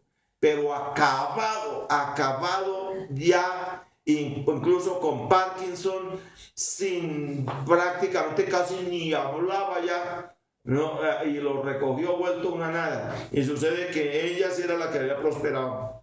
A ella sí le salieron todos los negocios, ella sí fue, y ella llegó a cubrirle deudas cuando él nunca había tenido deudas porque había sido un hombre de capitales, y cubrirle todo. Y cuando fue, incluso cuando ya le llegó el infarto final, él ni le soltaba la mano a ella, y ella quería soltarse para hacer algo, y él no, sencillamente se le oía era perdóneme. Pero ella prefirió perder. Pero eso es perder para ganar. Y en lo que dependa, estar en paz con todos los hombres. Y evitar pleitos y lo que sea. Y aparentemente se comete la injusticia conmigo, sí. Pero deje las cosas en las manos de Dios. Déjelas y usted ore y pida misericordia. Porque usted va a ser bendecido de gracia de Dios. Y aquí tomó una decisión Abraham. Tenemos que separarnos. No podemos seguir juntos. Y a Abraham le tocó como la partecita más pobre. Y el otro como que se llevó la mayor ventaja. Pero ¿quién fue el bendecido? Abraham. Incluso hay un momento en el cual Lot va a tener que salir de Sodoma y Gomorra y sale con lo que tiene puesto. Porque el resto todo lo perdió. Así de fácil. Pero Abraham decidió con mansedumbre quedarse en el lugar en el cual Dios quería que estuviesen y que solucionara el diferendo sabia y pacíficamente. Así él perdiera en lo inmediato. Saben que los menonitas se distinguieron no solamente en Holanda, sino también en Suiza y también en Rusia. Ellos se distinguieron por ser muy laboriosos y muy trabajadores. Y eso hacía que rápido se convirtieran en comunidad próspera. Y venía la envidia contra ellos. Y en esas guerras contra ellos, ellos perdieron. Pero preferían no ir a los tribunales. Preferían perder. Y preferían retirarse a pesar de que habían trabajado y ganado legítimamente. Pero preferían dejarlo todo en las manos de Dios, ¿no? Y ellos tenían que emigrar a otras tierras, hasta el Mar Negro, pero allí Dios los bendecía nuevamente y los prosperaba. Por eso les digo, hermanos, nunca vamos a hablar de descartar la autoridad civil, pero en lo posible es mejor no estar en pleitos. En lo mejor es lo posible de rodillas, dejarlo todo en las manos del Señor. Porque uno originalmente pierde, pero teniendo uno al Señor, el Señor es fiel. Y Él sabe hacer las cosas. Abraham actuó consecuentemente y se quedó en Hebrón, donde edificó otro altar. Y Hebrón significa hermandad. Eso es lo que significa la palabra Hebrón. Hermandad. Y veamos Mateo capítulo 5, versículo 38 al 42. Mateo capítulo 5, versículo 38 al 42. Miren eso. Miren lo que dice. Y vino a casa del principal de la sinagoga y vio el alboroto y a los que lloraban y lamentaban mucho. ¿Cuál es? Mateo 5, el 38 al 42. Ahorita que fue dicho bajo por él. Ay, perdón. Mateo 5. Ay, es que estoy en Marcos. Mateo 5, del 38 al 42. Sí. Entonces, mire esto. Oíste que fue dicho, oh por ojo y diente por diente, pero yo os digo, no resistáis al que es malo. ¿Se da cuenta? Antes a cualquiera que te hiera la mejilla derecha, vuélvele también la otra. Y al que quiera ponerte a pleito y quitarte la túnica, déjale también la capa. Y a cualquiera que te obligue a llevar carga por 1 milla, ven con el 2. Y al que te pida, dale. Y al que quiera tomar de ti prestado, no se lo rehuses. Pues cuando se está en medio del conflicto, pero se tiene paz en el corazón. Hermano, nunca las cosas valen más que las personas.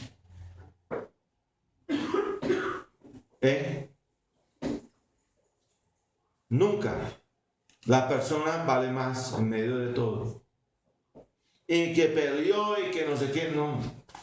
Le cedo el paso. Ahí está. Yo le cedo el camino. Tremendo. Pero esta es la verdad.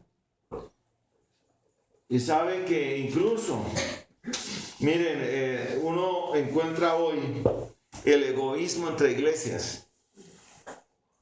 Y la pelea, porque es que allá los de esa iglesia se llevaron unos miembros de nosotros y uno encuentra unas cosas que uno dice, válgame Dios, qué peleas tan tremendas. Cuando se inició la labor evangelística en Colombia, la labor misionera pues no era mucha y era difícil hacerla en Colombia. Así que para poder hacer la labor en Colombia, las pocas misiones que había en Colombia se distribuyeron el mapa por regiones, por sectores, ¿no? Hicieron esa distribución para que pudiera en lo posible hacerse una mejor labor, eso era lo que se consideraba, hacerse una mejor labor y no generar disputas entre misiones. Y en el año de 1933 más o menos estaban 2 misioneros en Sincelejo, en el territorio que se había asignado a la misión, y ellos estaban en la oficina de correos y telégrafos una mañana y vieron a una señorita extranjera que tenía muchas dificultades para poderse dar a comunicar con el telegrafista, y ellos se acercaron y dijeron, podemos de pronto ayudarle en algo, ¿no? Y se acercaron para hablar con ella y se dieron cuenta que era una misionera que había sido enviada por una misión buena, de un corte muy evangelístico en aquel entonces, y bueno, la ayudaron y todo, porque pues ella difícilmente hablaba español, y pudieron ayudarle a mandar los telegramas en general, y la recibieron y hablaron con ella, y pues vino el reclamo. ¿Cómo es posible si este es un campo que nos asignaron a nosotros, y por qué está mandando su misión a este campo de aquí? Y vino el reclamo. Y entonces contestó la misión, queremos pedirles excusas. No sabíamos que en Colombia se había hecho esa asignación a otra misión. No es nuestra intención, pero es la primera vez que enviamos una misionera. Y ella no conoce el español. Y allá hay muchas dificultades. Por favor, traten de atenderla bien. ¿Sabe qué hizo esa misión? Esa misión actuó sabiamente y prefirieron un arreglo amigable en ese tiempo. Y fue que dijeron, bueno, no tenemos sino 11 creyentes. En Sincelejo en 1933 no había sino 11 creyentes que había dado la iglesia presbiteriana, ¿no? 11, esa es una cosa. Y dijeron que le daban un espacio de 6 meses para colaborarle a ella, para que aprendiera el idioma, y le colaboraban con todo lo que ella necesitara, y luego ellos se retiraban del campo y le dejaban lugar a ellos, y acordaron que todos los misioneros que vinieran de esa misión de la señorita Jenny Jorgensen llegaran primero a Bogotá a aprender el idioma en Bogotá, La otra misión los recibiría, los ayudaría, los asesoraría, entre otras cosas les enseñaría a comer maduro, a comer plátano, frijoles, porque no ni agua de panela, nada de eso conocían ellos, ¿no? Y luego pasarían al campo en la costa. Y eso fue una solución hermanable. Se entendieron bien, se acoplaron y se entendieron unos con otros en un momento que era mejor ceder el campo, que era mejor estar bien. ¿Quieren tomar este campo de la costa, de la sabana costeña para evangelizar? Muy bien. Entonces, bienvenidos. Vamos, hagan ustedes la labor aquí. Nosotros nos retiramos hacia otros campos de Colombia donde necesitamos hacer la labor, pero se actuaba hermanablemente. Y ahí está Abraham, actuó hermanablemente con Lot. Y Lot en primera instancia los ganó, pero finalmente ¿quién fue el que ganó? Abraham. Dios lo prosperó a él, pero el otro hermano cada vez fue de mal en peor. ¿Se da cuenta? Y luego vemos el altar de la consagración. Y ahí está en Génesis 22. Este altar cuesta. Y créanme que este altar nos cuesta a todos. Cuesta. Ya estoy terminando. Yo no llego a medianoche como el apóstol Pablo, hermano.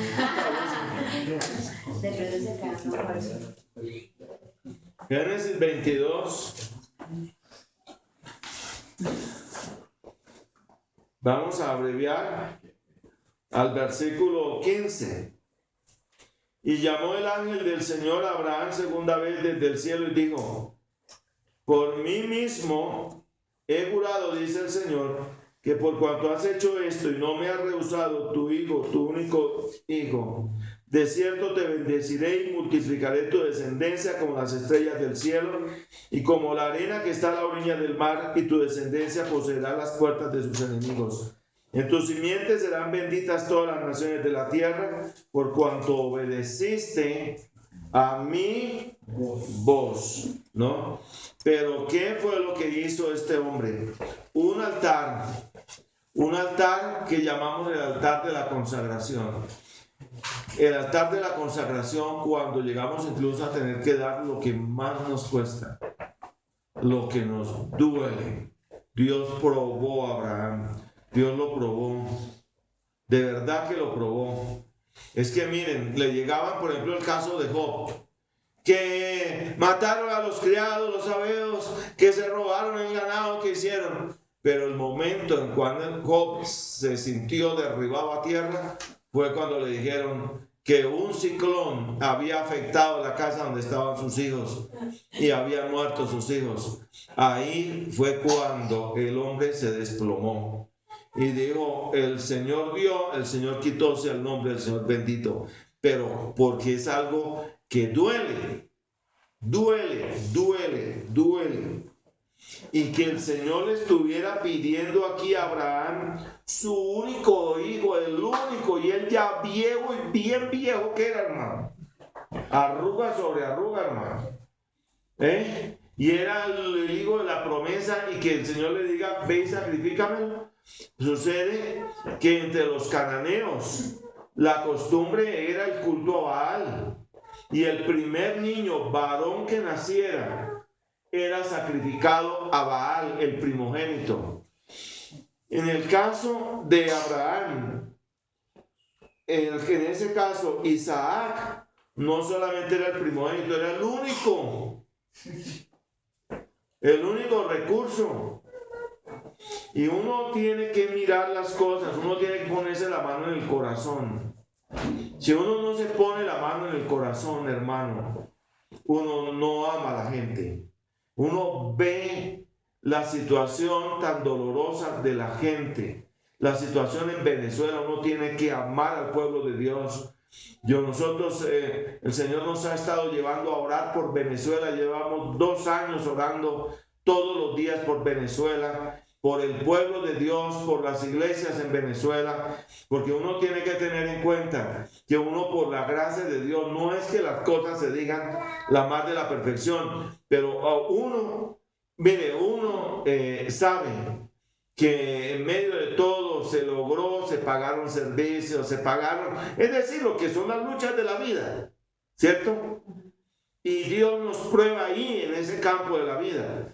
Pero cosa que duele, llegar la noche y no tener uno que darle de comer al niño. Y uno de padre de familia, póngase, cuando uno es padre responsable y todo, y llegar y mirar para un lado y mirar para el otro y no haber nada. Y llega el momento en que incluso usted puede tener la plata, pero vaya al supermercado y no hay nada. ¿Y cómo hace uno si uno tiene hijos y tiene un abuelo, tiene un anciano que al ayudar, y cómo hacer y cómo nos vamos y para dónde cogemos en una situación donde no se ve nada ni a diestra ni a siniestra? Y así muchos hermanos en Venezuela pueden estar pasando dificultades y debemos orar por ellos. Ponerse la mano en el considere y piense, y por los hijos, Y entonces, ¿cómo se hace allí? Y uno tiene que ponerse la mano. ¿Cómo sería este caso de Abraham? ¿Cómo creen ustedes que Abraham construyó ese altar? ¿Qué creen que sentiría cuando estaba poniendo piedra sobre piedra del altar que estaba construyendo él para hacer lo que Dios le había pedido? Yo creo que Abraham, hermano, se afincó en la fe. Aquí tiene que pasar algo. Dios es fiel, pero esto me duele. Uno tiene que llorar con los que lloran, hermano. Probar la situación de muchos. Uno quisiera ir al hospital y orar por el niño con el cáncer y Señora, sánalo, y que el Señor lo sanara. Uno quisiera darle la solución y ver uno a los papás diciéndole, hermano, ¿por qué? ¿Por qué? Eso duele. Y que el Señor se digne llevárselo y el niño se les vaya entre las manos, eso duele. Y el pobre viejo fue pasado por esa prueba, hermano. Y eso era mucho para un viejo. Pero Abraham construyó este altar que era el altar de la consagración. Dios probó en el altar de Moria a Abraham. Moria significa mostrado por el Señor. Eso es lo que significa la palabra Moria, mostrado por el Señor. Y es un tipo del monte Calvario señalado por Dios, para ser el lugar de consumación total de Cristo en sacrificio obediente, agradable a Dios. Usted puede ver todos los paisajes que usted quiera ver en este mundo, pero el lugar señalado por Dios para que allí muriera su hijo fue ese. Y era el alto costo que Dios iba a pagar. El alto costo que él iba a pagar.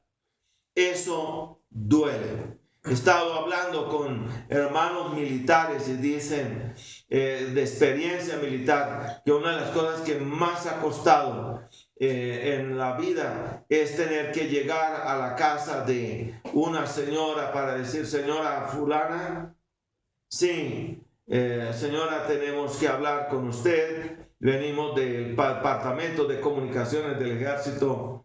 Señora, su hijo cayó en el combate tal. Duele, dice, eso es una cosa que uno cuando ve cómo se espanta esa señora. ¿Qué pasó? Que fue el grito de dolor, es tenaz, tenaz, tenaz. Y dice, eso duele. Porque no era el hijo de uno, era un soldado de uno, pero fue una baja. Y a la señora le duele en pecho propio. Eso es doloroso. Y a Abraham le dolía esto en pecho propio, era su hijo. Pero aún así, él obedeció. Dios, eso significaba esto. ¿Sabe qué significaba? El costo que Dios tenía que pagar un día. que iba a pagar el Señor para que nosotros pudiéramos vivir, porque se trata de gracia gratuita, mas no de gracia barata. Moria es el altar donde Dios nos pide una rendición total en fe, entregándole lo que más nos cuesta. Y veamos Lucas 22, 42.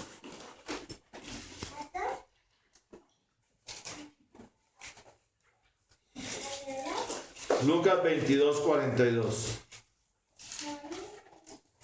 Ahora sí estoy dando con la cita. ¿Qué dice? Diciendo: Padre, si quieres, pasa de mí esta copa, pero no se haga mi voluntad sino la tuya. Realmente, en un mejor modelo de traducción, esto debía colocarse con puntos suspensivos, que da a entender que el Señor dijo esto con intensos gemidos. En un momento dado, cuando el Señor iba a dar más que su sanidad, cuando el Señor iba a dar más que su bendición, el Señor se iba a dar todo en ese momento. Es terrible el drama es este, que Él era el autor de la vida e iba a probar la muerte. Él era la suprema santidad e iba a probar el río inmundo, la alcantarilla inmunda del pecado nuestro. Y sucede que Él en su santidad se tenía que estremecer, porque Él en su santidad aborrece el pecado. Y Él aborrece las consecuencias del pecado y la muerte. Y Él iba a probar la muerte. Él iba a beberse la copa toda de muerte. La copa que el Señor tomó, la Birkat, la noche de la Pascua. La Birkat era la Birkat Masia, o sea, la copa del Mesías. Y esa copa era con hierbas amargas. Y esa copa no se bebía en la Pascua judía. No se bebía, esa copa se dejaba. Se decía: esta copa será para cuando venga el Mesías. Él beberá esta copa. ¿Ya? Y esa noche, esa fue la copa que tomó el Señor. Y al probarla, el Señor tuvo que hacer muchos gestos, porque era una copa amarga. Es como cuando uno le van a dar de probar algo que es amargo, que uno dice: qué cosa tan amarga. Algo que lo hace uno estremecer por su amargura. Pues eso fue exactamente lo que el Señor iba a probar. Él iba a probar la muerte, la cruz, el alto costo a pagar por nosotros en la cruz del Calvario. La copa amarga fue que yo por ti bebí, dice un himno. Eso era lo que Él iba a probar. Y ahí el Señor dijo: Padre, el sentido es Padre, si es posible, pasa de mí esta copa. Pero al final, en medio de muchos suspiros, pero no se haga mi voluntad, sino la tuya. Rendición total. El precio que tenemos que pagar, pero lo pagamos. Lo pagamos. Ese precio lo pagamos. El precio lo pagó el Señor. El sacrificio de los hijos varones primogénitos a Baal-Moloc era cosa muy común entre los cananeos, entre quienes Abraham moraba. Y Dios quería probar a Abraham sobre la autenticidad de su fe en esto. Y fue hasta allá. Pasó la prueba. Además, Dios estaba hablando proféticamente aquí por medio de Abraham, porque hay una cosa que ustedes miran bien y verán, que dice que el niño le preguntó: papá, ¿está la leña? ¿Está el cuchillo? ¿Está el fuego? Pero ¿y el sacrificio? Y allí es cuando Abraham habla proféticamente y dice: Dios se proveerá de sacrificio, hijo mío.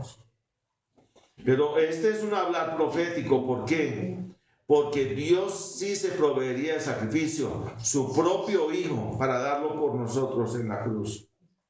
El holocausto representa a Cristo presentándose a sí mismo de acuerdo con la voluntad divina para el cumplimiento del propósito y mantenimiento de la gloria de Dios allí donde se advertía el pecado. El holocausto es figura de Cristo en su perfecta ofrenda de sí mismo, siendo probado en lo más hondo de su ser por el fuego escudriñador del juicio divino.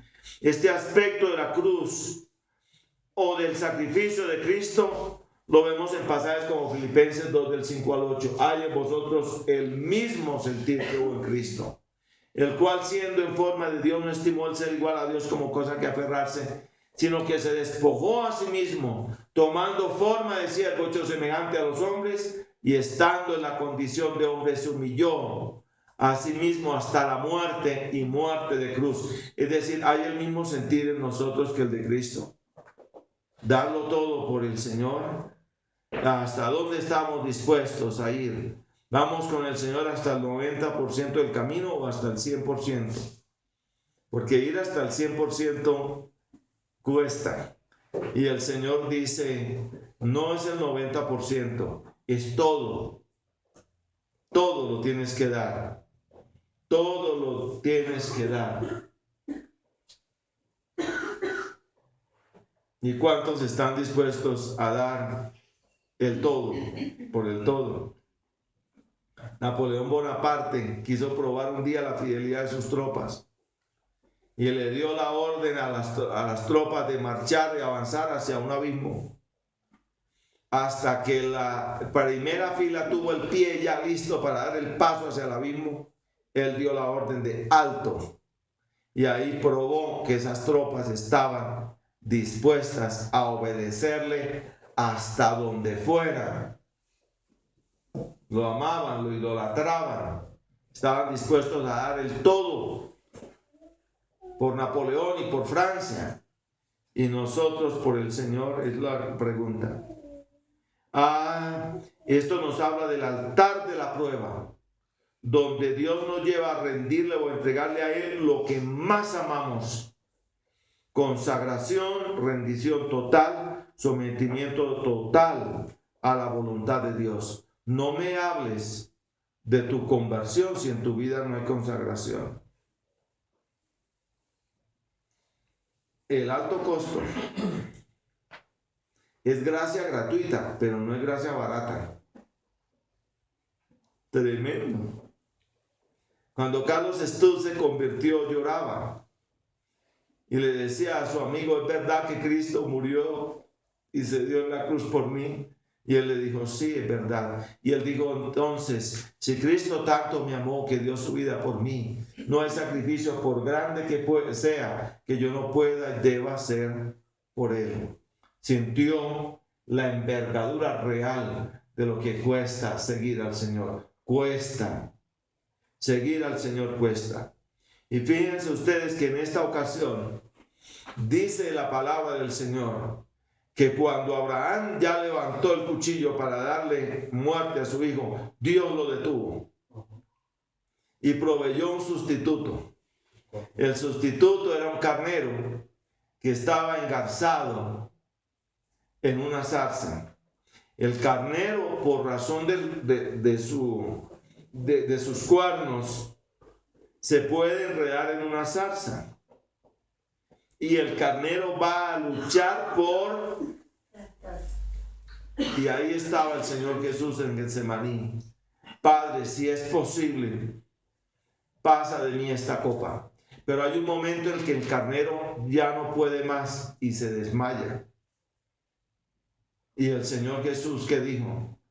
Pero no se haga mi voluntad, sino la tuya. Toda resistencia quedaba allí.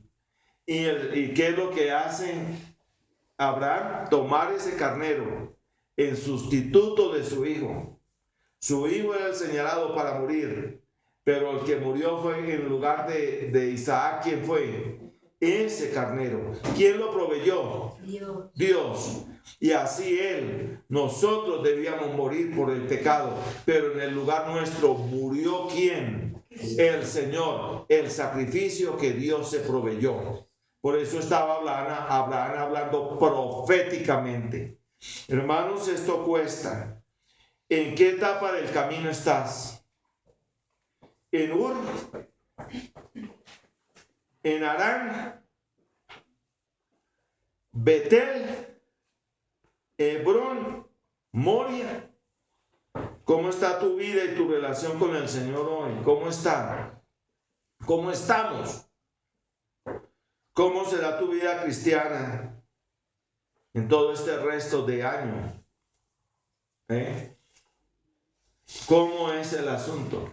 Cuesta, es que seguirla no es fácil. Seguir al Señor en el matrimonio no es fácil, pero es lo mejor. Es lo mejor. Saber que somos pasados por los molinos de Dios. Los molinos de Dios muelen duro, pero muelen muy bueno y sacan la mejor harina. Amén. Amén. Gloria a Dios. Y esta palabra la digo no para desalentarlos, sino para alentarlos. Porque, yo no sabía que seguir al Señor costaba tanto. Cuesta. Seguir al Señor cuesta. Algunos dicen que por qué. Eso por lo menos se lo oí yo a varios hermanos de los antiguos. Dicen, ¿por qué? Que por qué a nosotros los viejos nos gustan tanto los himnos viejos. Porque nos tocó ni nos costó. Costaba seguir al Señor. Décadas atrás era un costo que había que pagar. Y saber que muchas veces se tenía que perderlo todo por causa del amor al Señor era difícil. Y entonces era el himno: seguiré do tú me guíes, seguiré do tú me guíes, seguiré do tú me guíes, donde quiera fiel te seguiré. Me darás la gracia y gloria, me darás la gracia y gloria, me darás la gracia y gloria, y hasta el fin tú me guiarás. Amén. Bendito sea el nombre del Señor. Esto es nuestra carne, hermano. Decimos que somos capaces, pero no hay tal cosa. Esto es el poder de Dios. Pero al final, al otro lado, está la corona. Al otro lado de la cruz está la corona. Bendito sea Dios. Y te damos gracias, Señor. Son altares, Señor. Etapas en nuestra vida espiritual. El camino es recto, pero es angosto, y hay pruebas y hay dificultades, pero con el poder de tu Espíritu podemos ser vencedores. Podemos vencer. Podemos obtener la victoria, Señor. Y te damos toda honra, gloria y loor por eso. No soy yo, es Cristo en mí. Y aprender esto en nuestra vida nos cuesta. Oh Padre Celestial, que esta enseñanza de esta noche, Señor, marque un mojón en nuestras vidas, y que sepamos, Señor, que lo bueno es un obstáculo para lo mejor, y lo mejor es un obstáculo para lo excelente, que nos está llamando cada vez más a despojarnos. Uno dice, Señor, ¿hasta dónde? ¿Qué más, Señor, nos despojamos? Pero al despojo total, Señor, que te amemos y te sigamos en verdad de corazón, con temor tuyo, Señor, en nuestras vidas, y con fervor y con amor, como te siguió Samuel a ti, Señor, que fue un hombre que te siguió con amor y con fervor, con disposición para ti. Oh Padre, danos la victoria. Lo pedimos en el nombre de Jesús. Amén y amén y amén. Señor, damos gracias por los alimentos. Gracias por la palabra de nuestro hermano Daniel, Señor. Mira, Señor, glorifícate. Gracias que, como Él dice, que sea un remojón para que nuestras vidas sean entregadas totalmente a nuestro Señor y Salvador Jesucristo, porque Él lo dio todo por nosotros. Gracias por los alimentos que vamos a comer. Señor, los comemos en acción.